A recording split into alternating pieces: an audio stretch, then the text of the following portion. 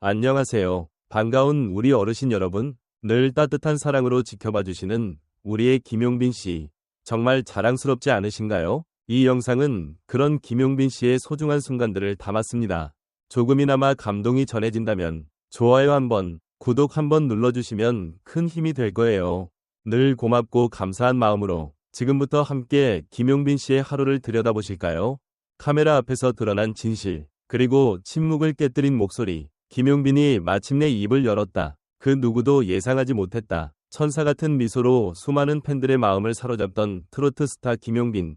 그가 과거에 겪었던 숨겨진 고통이 다큐멘터리 촬영 중 우연히 드러난 것이다. 조용히 지나갈 수도 있었던 한 장면. 하지만 그 짧은 순간 그의 눈빛은 떨리고 있었고 입술은 무엇인가를 억누르고 있었다. 그리고 마침내 진실이 밝혀졌다. 그날 방송국 제작진은 트로트 스타의 일상이라는 평범한 주제로 김용빈을 따라다니며 촬영을 이어가고 있었다. 촬영지는 그의 고등학교 시절을 담기 위한 장소로 옮겨졌고 한 명의 동창생이 등장했다. 하지만 상황은 급변했다. 용빈아, 너 그때 기억나냐? 라는 짧은 말 한마디가 모든 것을 무너뜨렸다. 카메라는 놓치지 않았다. 김용빈의 표정은 순간 얼어붙었고 조심스럽게 뒷걸음질 치듯 몸을 피했다. 그 동창생은 아무렇지 않게 웃으며 과거를 이야기했다. 하지만 그 이야기는 김용빈에게는 상처였고 팬들에게는 충격이었다. 팬들은 SNS에 분노를 표출했다. 저 사람, 예전부터 김용빈 괴롭히던 가해자 아냐? 눈빛이 모든 걸 말하고 있다.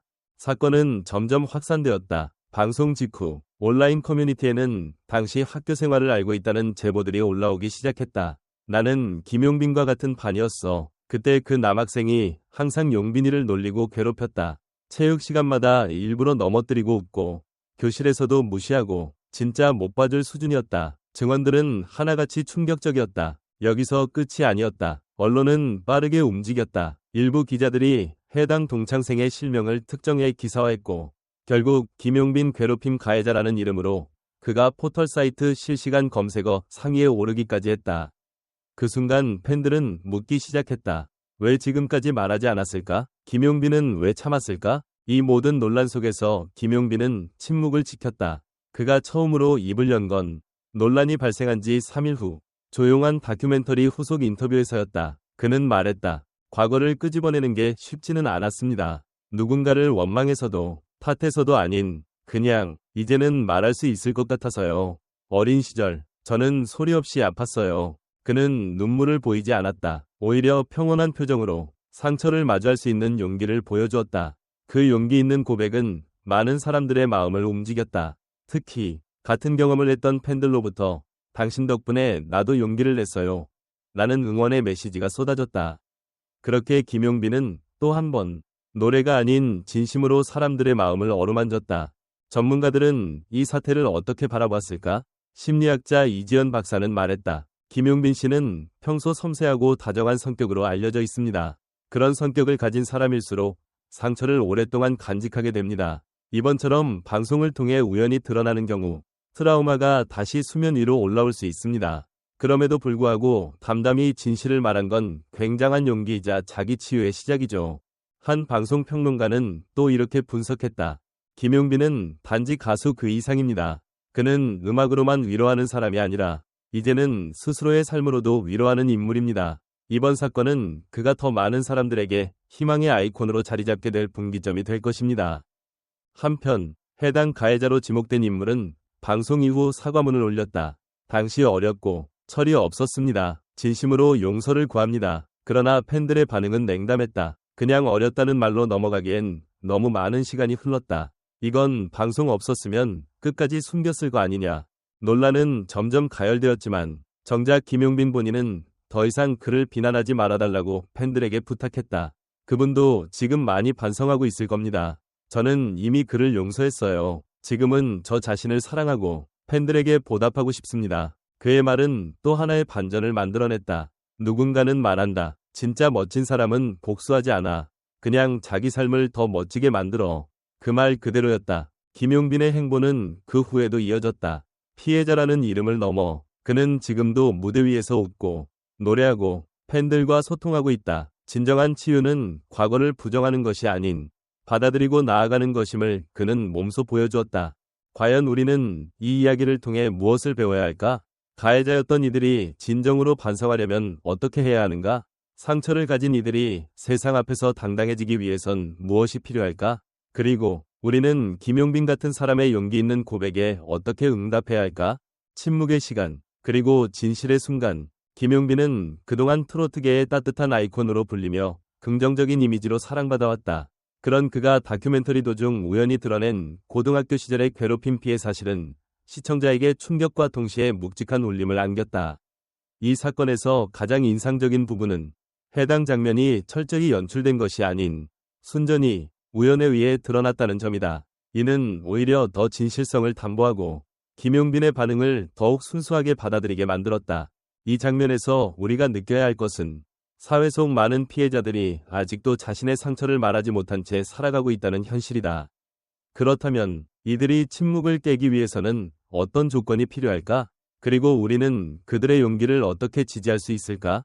가해자의 실명 공개, 과연 정의일까? 한편 김용빈을 괴롭힌 가해자가 실명까지 공개되며 온라인상에서 질타를 받는 상황은 또 다른 논란을 낳았다. 그는 사과문을 발표했지만 대중은 냉소적이었다. 이와 관련해 흥미로운 지점은 바로 대중의 정의감이다. 과거를 되짚고 책임을 묻는 것이 옳은 일일까? 아니면 시간이 흘렀으니 용서하고 있는 것이 더 나은 선택일까? 가해자에게 기회를 줄 것인가? 아니면 철저히 응징할 것인가? 이는 언제나 논쟁이 되는 주제다. 김용빈은 그를 용서했다고 말하며 성숙한 태도를 보여주었지만 그가 그 말을 하기까지의 내면적 고통은 누가 감히 판단할 수 있을까? 이 사건은 공적 영역에 드러난 개인 간의 갈등이 대중의 손에 의해 어떻게 소용돌이칠 수 있는지를 보여주는 전형적인 사례다. 우리는 이 지점에서 정의와 복수, 용서와 망각의 경계에 대해 생각해봐야 한다. 김용빈은 왜 지금 이 이야기를 꺼냈을까? 김용빈은 왜 지금 이 시점에서 과거를 고백했을까? 단순히 방송이라는 계기가 되었기 때문일까? 아니면 오래도록 자신 안에 쌓아뒀던 것을 해방시키기 위한 결단이었을까? 그가 방송 이후 보여준 담담한 태도와 진정성 어린 발언은 많은 이들에게 울림을 주었다. 특히 저는 이미 그를 용서했습니다. 라는 말은 단순한 미사여구가 아닌 오랜 시간 자신과의 싸움을 통해 도달한 경지처럼 느껴진다. 대중은 지금 단지 스타로서의 김용빈이 아니라 인간 김용빈에게 존경을 보내고 있다. 이 지점에서 떠오르는 질문은 명확하다. 당신이라면 용서할 수 있었을까? 그리고 당신의 상처는 지금 어디쯤 치유되고 있나요? 예술가의 진심은 어떤 방식으로 드러나는가? 이번 사건은 김용빈의 음악 세계를 다시금 바라보게 한다.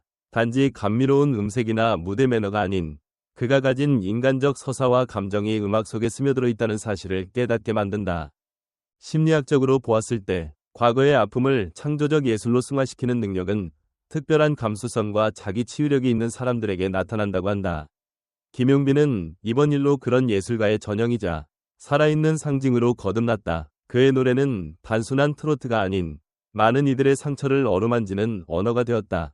그렇다면 앞으로 그의 음악은 어떤 방식으로 변화하고 더 많은 이들에게 어떤 감동을 전할 수 있을까? 마무리 제언. 김용빈의 진실 고백은 한 인물의 과거 고발에 머물지 않는다. 이는 사회 전체가 더 민감하고 더 따뜻해져야 한다는 경고다. 우리는 피해자의 용기를 받아들이고 지지하는 동시에 가해자의 반성과 회복에 대해서도 성찰할 필요가 있다.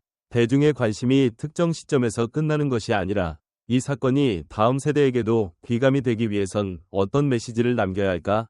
진짜 눈물 났어요. 그동안 밝은 모습 뒤에 그런 상처가 있었다니.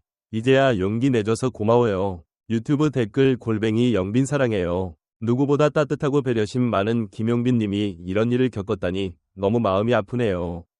더 이상 상처받지 말고 팬들이 언제나 옆에 있다는 걸 기억해주세요. 팬카페 용빈의 노래방 운영자, 그때 가해자, 진짜 뻔뻔하다. 방송에 나와서 아무렇지 않게 굴던 모습 보고 충격이었어요.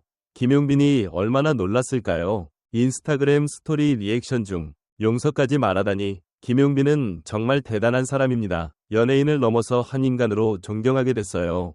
커뮤니티, 트롯진심 회원, 전문가들의 분석과 평가. 이 사건은 단순히 연예인의 과거 고백이 아니라 사회가 감춰온 학교폭력의 침묵을 다시 꺼내게 한 계기입니다. 특히 공공의 영역에서 진실을 말한 김용빈 씨의 용기는 많은 이들에게 심리적 해방감을 주었을 겁니다. 김수현 박사, 임상심리학자, 트로트 가수로서 정체성을 넘어 김용빈은 이번 사건을 통해 진정성과 공감의 아이콘으로 자리 잡았습니다. 무대 위의 가창력뿐만 아니라 인생의 태도까지 보여준 셈입니다.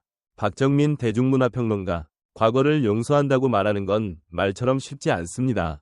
더군다나 대중 앞에서 그 말을 했다는 건 김용빈이 자신의 고통을 어느 정도 승화하고 치유했다는 의미이기도 하죠. 많은 피해자들에게 큰 위로가 될 수 있습니다. 정은지 교수, 사회복지학과